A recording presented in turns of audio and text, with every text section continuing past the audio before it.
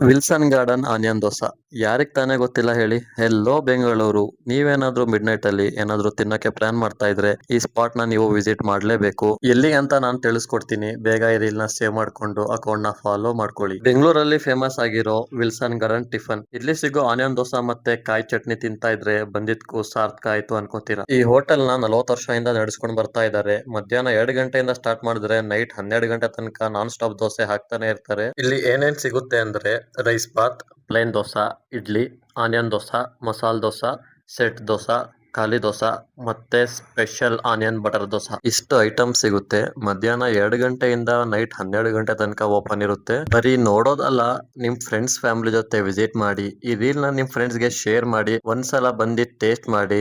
ನೀವೇನಾದ್ರೂ ಇಲ್ಲಿ ಆನಿಯನ್ ದೋಸಾನ ಟ್ರೈ ಮಾಡಿದ್ರೆ ಟೇಸ್ಟ್ ಹೇಗಿತ್ತು ಅಂತ ಕಮೆಂಟ್ ಮಾಡಿ. ನಾನು ಕೂಡ ಒಂದು ಆನಿಯನ್ ದೋಸಾ ಟ್ರೈ ಮಾಡಿದೆ, ಟೇಸ್ಟ್ ಅಂತೂ ಸಖತ್ತಾಗಿತ್ತು. ಲೊಕೇಶನ್ ಎಲ್ಲಿ ಅಂದ್ರೆ Wilson garden, Siddaiah road, Karnataka bank opposite ಅಲ್ಲಿ ಲೊಕೇಟ್ ಆಗಿದೆ. ವಿಸಿಟ್ ಮಾಡಿ, ಟೇಸ್ಟ್ ನೋಡಿ. Thank you.